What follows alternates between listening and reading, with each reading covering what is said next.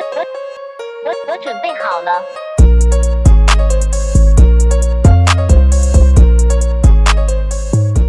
အားလုံးပဲမင်္ဂလာပါခင်ဗျာဒီဒီ Rose ကွန်ပျူတာမှာကြိုဆိုပါရစေကျွန်တော်ဟမဲနိုင်ပါဒီနေ့ကျွန်တော်သင်ကြားပေးခြင်းတဲ့သင်ခန်းစာလေးက Microsoft Excel မှာအကြောင်းစရင်းတစ်ခုဘယ်လိုမျိုးရေးဆွဲရမလဲဆိုတာလေးကိုကျွန်တော်သင်ကြားပေးသွားမှာဖြစ်ပါတယ်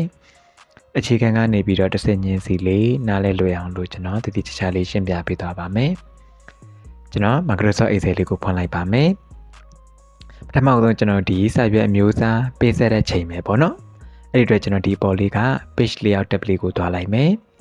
ပြီးကျွန်တော်ဒီမှာ page setter ဆိုတဲ့ဒီ group လေးထဲမှာအရင်ဆုံး size ပေါ့နော် size ကိုနှိပ်လိုက်မယ် size မှာကျွန်တော် A4 size လေးကိုယူလိုက်ပါမယ်ဟုတ်ပြီပြီးရင်ကျွန်တော် orientation ကိုနှိပ်လိုက်မယ် orientation မှာ portrait နဲ့ landscape ဆိုပြီးရှိတယ်ကျွန်တော်ကစာရွက်ကိုထောင်ပြီးတော့ရိုက်မှာဖြစ်တဲ့အတွက် portrait လေးကိုပဲရွေးလိုက်ပါမယ်ပြီးရင် margin လေးကိုနှိပ်လိုက်ပါမယ် margin လေးမှာကျွန်တော်ဒီမှာ normal လေးကိုရွေးလိုက်ပါမယ်โอเค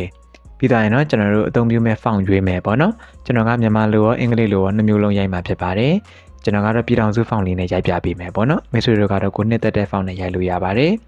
font ကိုကျွန်တော်ကဒီ sheet တစ်ခုလုံးမှာ font သတ်မှတ်ချင်တာဖြစ်တဲ့အတွက်ကျွန်တော်ဒီဘက်ကပေါ့နော်ဒီဘက်ကဟာလေးကိုနှိပ်လိုက်မယ်ဒါလေးကကျွန်တော်ဒီ select all လုပ်တာပေါ့နော်ဒါလေးပါဒါလေးကိုနှိပ်လိုက်မယ်နှိပ်လိုက်ပြီးကျွန်တော်ဒီမှာ home tab လေးကိုတွားလိုက်မယ်ပြီးရင်ကျွန်တော်ဒီမှာ font မှာကျွန်တော်ကပြည်ထောင်စု font ဆိုတော့ပြည်ထောင်စုဆိုပြီးရိုက်ထည့်လိုက်မယ်ပြီးရင် enter လေးခောက်ပေးလိုက်မယ်ပြီးတော့ရင်တော့ font size လေးမှာတော့စနစ်ထားလိုက်ပါမယ် font size စနစ်ထားလိုက်ပါမယ်ဟုတ်ပြီပြီးရင်တော့ကျွန်တော်ဒီထိပ်ဆုံးလေးမှာထိပ်ဆုံးကွက်လေးကနေစပြီးတော့စားပြီးတော့ရိုက်မယ်ပေါ့နော်ခေါင်းစဉ်လေးရိုက်လိုက်ပါမယ်daily dose အကြောင်းစင်းရင်ပေါ့နော်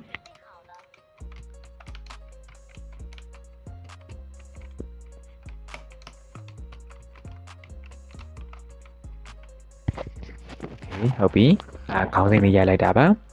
ပြီးရင်တော့ဒီအောက်ကအကွက်လေးမှာကျတော့ကျွန်တော်ဗာလေးရိုက်မယ်ဆိုစင်ဆိုပြီးရိုက်မယ်ပေါ့နော်စင်ပြီးရင်တော့ကျွန်တော်ဒီဘက်ကအကွက်ပေါ့နော်ဒီဘက်ကအကွက်ကိုရောက်ချင်တာဖြစ်တဲ့အတွက် tab key လေးတစ်ချက်နှိပ်လိုက်မယ် tab တစ်ချက်နှိပ်ပေးလိုက်မယ်ဆိုရင်ဒါဒီဘက်ဘေးကအကွက်ကိုရောက်သွားမယ်ပေါ့ပြီးရင်တော့အမျိုးအမည်ပါဟုတ်ပြီပြီးရင်ကျွန်တော် tab ပဲနှိပ်လိုက်တာနော် tab key လေးနှိပ်လိုက်တာပါမျိုးမြည်ပြီးတော့ဈေးနှုန်းမှာ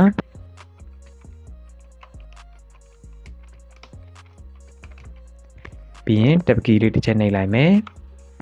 အရေးအတွက်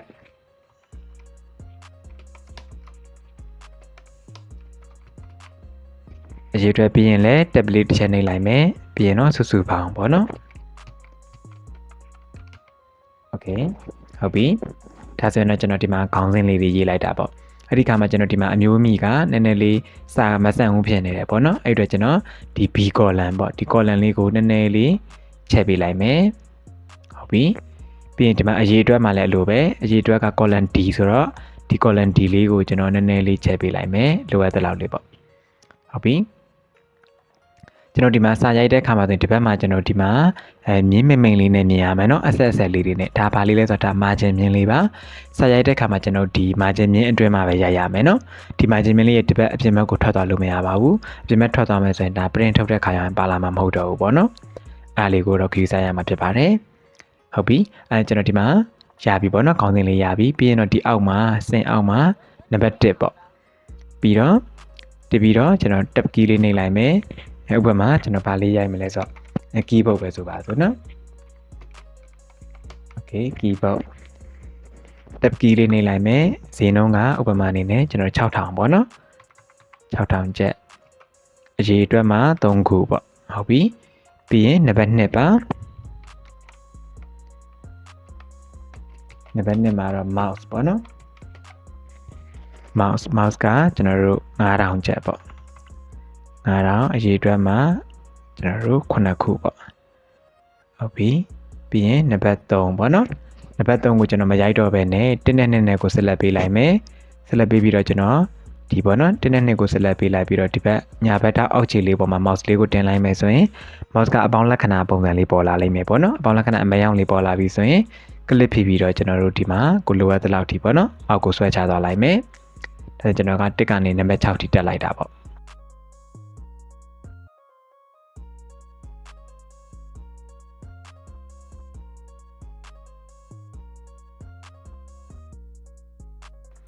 ဟုတ်ပြီပြီးရင်တော့ဒီဘက်မှာကျွန်တော် laptop ပေါ့နော်laptop ကဥပမာအနေနဲ့9သိန်းတန်ဆိုပါစို့9သိန်း4လုံးပေါ့နော်ပြီးရင်ကျွန်တော်ဒီမှာကျတော့ USB က9000ကျပ်ပေါ့နော် USB က10ခုပေါ့ပြီးရင်ကျွန်တော်တို့ TV ပေါ့နော် Okay TV က3သိန်းခွဲတန် TV ကျွန်တော်တို့နှလုံးပေါ့ဟုတ်ပြီပြီးရင် HDD ကဝယ်မအနေနဲ့ပေါ့နော်4000တန်5လုံးပေါ့โอเคရပြီ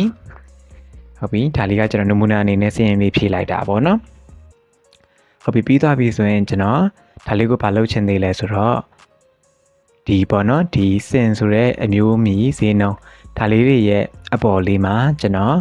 နောက်ထပ်ဒီ row တစ်ခုအသစ်ထပ်ပြီးလိုချင်တယ်ပေါ့နော် row အသစ်ထပ်လိုချင်တယ်ဆိုရင်ဒီနံပါတ်1အပေါ်မှာလိုချင်တာဖြစ်တဲ့အတွက်နံပါတ်1 row လေးပေါ်မှာဒီလိုမျိုးလေး mouse လေးကိုတင်လိုက်မယ်အဲ့ဒီခါမှာကျွန်တော်တို့ရဲ့ဒီ mouse pointer လေးကအမဲရောင်မြားလေးနဲ့ပုံစံလေးပေါ်လာလိမ့်မယ်ပေါ့နော်အမဲရောင်မြားလေးပေါ်လာမယ်အဲ့ဒီခါမှာကျွန်တော်တို့ရဲ့ဒီ mouse ကနေပြီးတော့ right click ပေါ့ညာဘက် click လေးတစ်ချက်နှိပ်ပေးလိုက်မယ်ဟုတ်ပြီညာဘက် click လေးနှိပ်ပေးလိုက်ပြီးဒီမှာ insert ဆိုပြီးတော့တွေ့မယ်ပေါ့နော်ဒီ insert လေးကိုတစ်ချက်နှိပ်လိုက်မယ်ဆိုရင်ဒါကျွန်တော်ဒီမှာ row တစ်ခုရပြီပေါ့ကျွန်တော်က row 2ခုလိုချင်တာဖြစ်တဲ့အတွက်နောက်ထပ်ပေါ့နော်ဒီ row number 2လေးပေါ်မှာပဲ mouse လေးကိုတင်ထားမယ်ပြီးရင် right click လေးနှိပ်လိုက်ပြီးတော့ဒီမှာကျွန်တော် insert လေးကိုနှိပ်လိုက်မယ်ဒါဆိုကျွန်တော်ဒီမှာ row 2ခုရပြီပေါ့နော် row အလွတ်2ခုရပါပြီဟုတ်ပြီအဲ့ row အလွတ်လေးမှာကျွန်တော်ဗာလေးရေးချင်လဲဆိုတော့ customer name ပေါ့နော်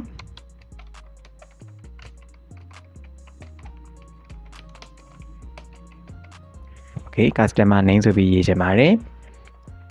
ပြီးရင်ကျွန်တော်ဒီ customer name လေးကိုကျွန်တော်ဘယ်လိုလေးလုပ်ချင်လဲဆိုတော့ကျွန်တော်ပေါ့နော်ဒီ customer name ဆိုတဲ့ဒီအကွက်လေးကိုကျွန်တော်ကဒီအမျိုးအမည်အကွက်ထီပေါ့နော်ဒီလိုမျိုး၄ကွက်ပေါ့ဒီအပေါ်က2ကွက်ကောဒီအောက်က2ကွက်ကောဒါတွေအားလုံးမှာကျွန်တော်ကတစ်ကွက်တည်းပေါင်းနေတာပါအဲ့ဒီအတွက်ကျွန်တော်ဒီလိုမျိုး၄ကွက်စလုံးကို select ပေးလိုက်တယ်ပြီးကျွန်တော် home tab ထဲကနေမှဒီမှာ map and center လေးကိုတစ်ချက်နှိပ်ပေးလိုက်မယ် Okay ဒါဆိုကျွန်တော်ဒီမှာအလဲကောင်ကိုရောက်သွားမယ်ပေါ့ဟုတ်ပြီနော်ဟုတ်ပြီပြီးသွားပြီဆိုရင်ကျွန်တော်ဒါလေးကိုအလဲကောင်ကိုရောက်ဖို့အတွက်ကျွန်တော်တို့ဒီအကွက်လေးကို click ထောက်ထားမယ်ပြီးရင်ကျွန်တော်ဒီမှာ alignment group ထဲမှာဒီပေါ်လေးက middle align လေးကိုရွေးပေးလိုက်မယ် Okay ဒါဆိုရင်အလဲကောင်ကိုရောက်သွားပြီပေါ့ဟုတ်ပြီပြီးရင်တော့ဒီ customer name ရဲ့ဒီဘက်မှာကျွန်တော်နာမည်လေးရေးမယ်ပေါ့နော်ဥပမာဦးမောင်ပဲဆိုပါစို့ပေါ့နော်ဟုတ်ပြီဦးမောင်ဒီဦးမောင်ဆိုတဲ့အကွက်လေးကိုလည်းအလိုပဲကျွန်တော်ကဘယ်လိုလုပ်ချင်တာလဲဆိုတော့ဒီပေါ့နော်ဒီလိုမျိုးနှစ်ကွက်ပေါင်းချင်တာပေါ့နော်ဒီအောက်ကအကွက်လေးနဲ့နှစ်ကွက်ပေါင်းချင်တာဆိုတော့ဆက်လက်ပေးလိုက်မယ်ပြီးကျွန်တော်ဒီမှာ man center လေးကိုတစ်ချက်နှိပ်ပေးလိုက်မယ် Okay ပြီးရင် alignment group ထဲမှာဒီပေါ်လေးကကျွန်တော် middle align လေးကိုရွေးပေးလိုက်မယ်ဟုတ်ပြီနော်ဒါဆိုအလဲကောင်ကိုရောက်သွားပြီပေါ့ဟုတ်ပြီပြီးရင်ကျွန်တော်ဒီ C column လေးကိုလည်းနည်းနည်းလေးချိန်ပေးလိုက်မယ်လိုအပ်တဲ့လောက်လေးပေါ့ Okay ဟုတ်ပြီပေါ့နော်ပြီးရင်တော့ဒီဘက်လေးမှာကျတော့ကျွန်တော်ဗာလေးရေးခြင်းလဲဆိုတော့address and phone number ပေါ့နော်ဟုတ်ပြီအားလေးရေးလိုက်မယ်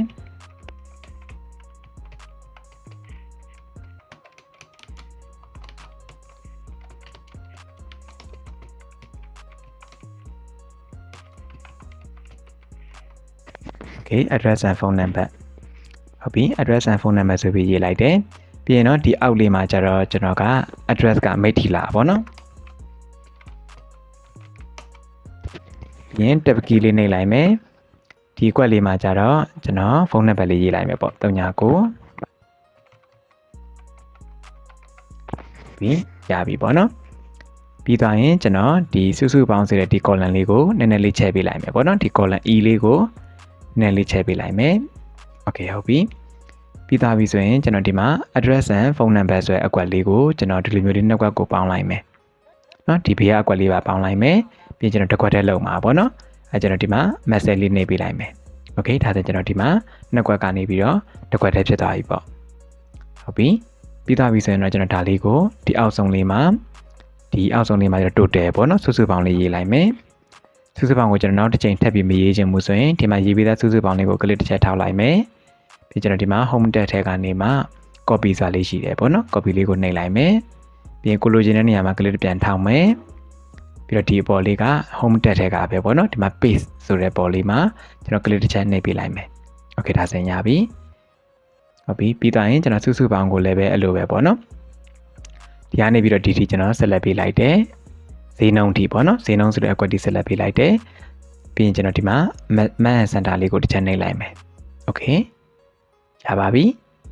ဒါလေးဆိုတော့ကျွန်တော်တို့ဒီမှာဒါလေးကိုကျွန်တော်တို့ဘောင်လေးခတ်မယ်ပေါ့နော်ဘောင်လေးခတ်မယ်ဘောင်လေးခတ်မှာဖြစ်တဲ့အတွက်ကျွန်တော်ဒီဘောင်ခတ်ခြင်းတဲ့အကွက်ပေါ့နော်ဒီထိပ်ဆုံးအကွက်ကနေပြီးတော့ကျွန်တော်ဒီအောက်ဆုံးအကွက်ထိကိုကျွန်တော်ဆက်လက်ပေးလိုက်တယ်ပြီးရင်ကျွန်တော်ဒီမှာ home tab ထဲကနေမှဒီပေါ့နော် table ဆိုတာလေးရှိတယ်အဲ့ table လေးကိုတစ်ချက်နှိပ်လိုက်ပြီးတော့ဒီမှာကျွန်တော်တို့ all border လေးရှိပါတယ်ဒါလေးကိုတစ်ချက်နှိပ်လိုက်မယ် okay ဒါဆိုရင်ကျွန်တော်တို့ရဲ့စီရင်စရာလေးကဘောင်လေးနဲ့ရသွားပြီပေါ့ဟုတ်ပြီနော်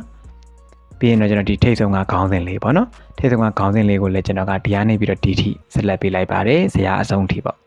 ့ပြီးရင်တစ်ခွက်တည်းပေါင်းချင်တာဖြစ်တဲ့အတွက်ဒီမှာ man and center လေးကိုတစ်ချက်နှိပ်ပေးလိုက်မယ်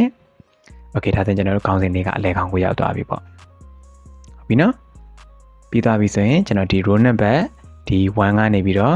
့ဒီအောက်ဆုံးထိပေါ့နော်ဒီ row number 1ကနေဒီအောက်ဆုံးထိကိုကျွန်တော်ဒီလိုလေး row တွေကိုဆက်လက်ပေးလိုက်ပါတယ်ပြီးရင်ကျွန်တော်ဒီ row လေးတွေကိုကျွန်တော်ဒီဘက်ကပေါ့နော်ခြိုက်တဲ့ row တစ်ခုပေါ်မှာ mouse လေးကိုတင်လိုက်မယ် mouse လေးကိုတင်လိုက်ပြီးတော့ကျွန်တော်ဒီလိုမျိုးလေးမြားလေးကပေါ့နော်ကျွန်တော်တို့ရဲ့ mouse pointer လေးကအပေါင်းလက္ခဏာပုံစံလေးဒီလိုလေးမြားကောင်းလေးကအပေါ်နဲ့အောက်နဲ့မြားကောင်းနှစ်ဖက်ပုံစံလေးပေါ်နေပြီဆိုရင် mouse ကနေ click ဖိပြီးတော့ကျွန်တော်လိုသလောက်လေးနည်းနည်းလေး row လေးကိုချဲ့ပေးလိုက်မယ်ဒါဆိုတော့နည်းနည်းကျဲသွားပြီပေါ့နော်နည်းနည်းလေးပြန်ကျင်းပေးလိုက်မယ် okay ဒီလောက်ဆိုတော့ရပြီပေါ့နော်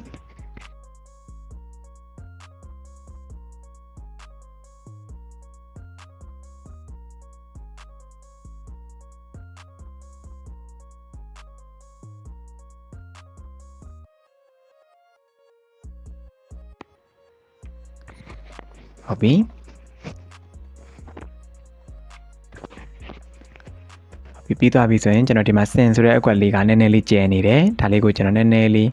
ကျင်းပေးလိုက်မယ်ပေါ့နော်ကျင်းပေးလိုက်မယ်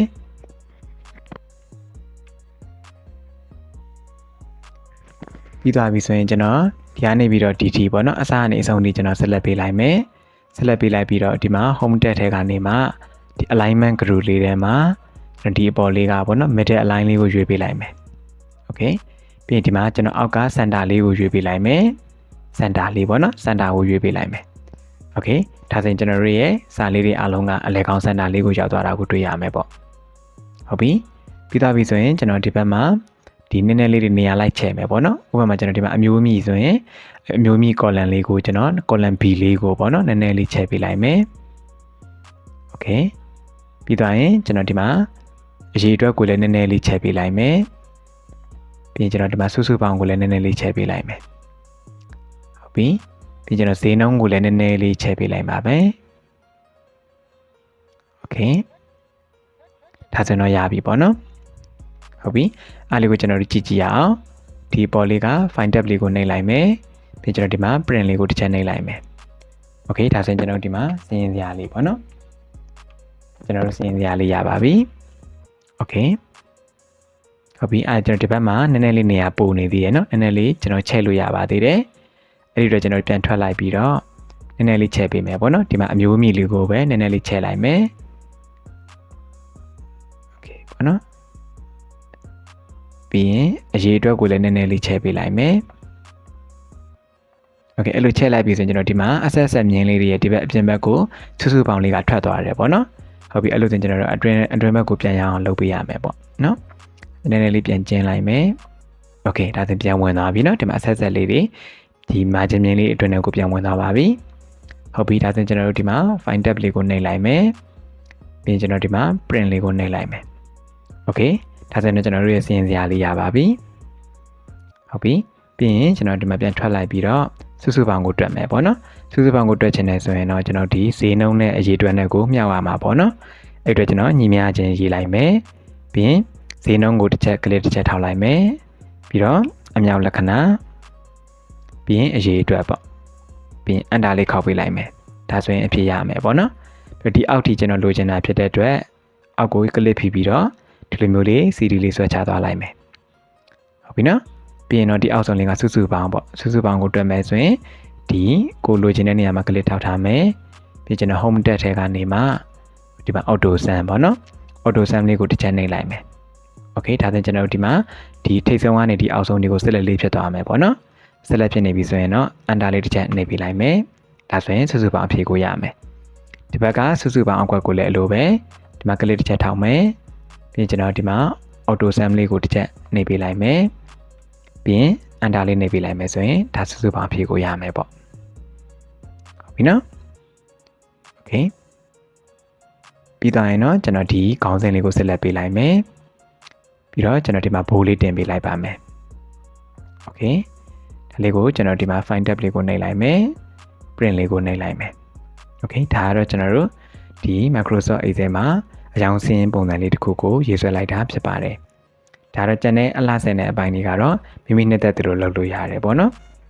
မိမိနှစ်သက်တဲ့ပုံစံကိုပြောင်းလို့ရပါတယ်ပြင်လို့ရပါတယ်ဒါတော့ကျွန်တော်အခြေခံနည်းလေးကိုမျှဝေပေးတာပါဟုတ်ပြီအဲကျွန်တော်ဒီ Microsoft Excel မှာဒီအကြောင်းစင်းစရာလေးတစ်ခုကိုဘယ်လိုမျိုးအလွယ်ကူဆုံးရေးဆွဲရမလဲဆိုတာလေးကိုနားလည်မယ်လို့မျှော်လင့်ပါတယ်ဒီသင်ခန်းစာလေးကမိတ်ဆွေတို့တဲ့အကျိုးရှိတယ်ဆိုရင်တော့သင်ခန်းစာလေးကို like လေးနှိပ်ခဲ့ပေးပါဒီသင်ခန်းစာလေးကိုနားလည်လို့အကျိုးရှိတယ်ဆိုရင် comment လေးမှာလည်း yes လို့ရေးခဲ့ပေးပါတကယ်လို့ဒီသင်ခန်းစာလေးမှာနားမလဲတာပါမယ်ဆိုရင်သိချင်တဲ့အကြောင်းအရာလေးပါမယ်ဆိုရင်လည်း comment လေးမှာရေးခဲ့ပေးပါကျွန်တော်ပြန်ပြီးတော့ပြောပြပေးသွားပါမယ်နောက်ထပ်သင်ကြားပေးသေးချင်တဲ့အကြောင်းအရာတွေရှိမယ်ဆိုရင်လည်း comment လေးမှာရေးခဲ့ပေးပါအခုလိုမျိုးရန်သုံးဝင်တဲ့သင်ခန်းစာတွေအများကြီးကိုလေ့လာနိုင်ဖို့အတွက်ကျွန်တော် YouTube channel လေးကိုလည်း subscribe လေးလုပ်ထားပေးပါအားလုံးသားပြည့်စုံတဲ့နေ့ရက်လေးကိုအမြဲတမ်းထာဝရပန်းဆိုင်နိုင်ကြပါစေအားလုံးကိုကျေးဇူးတင်ပါတယ်ခင်ဗျာ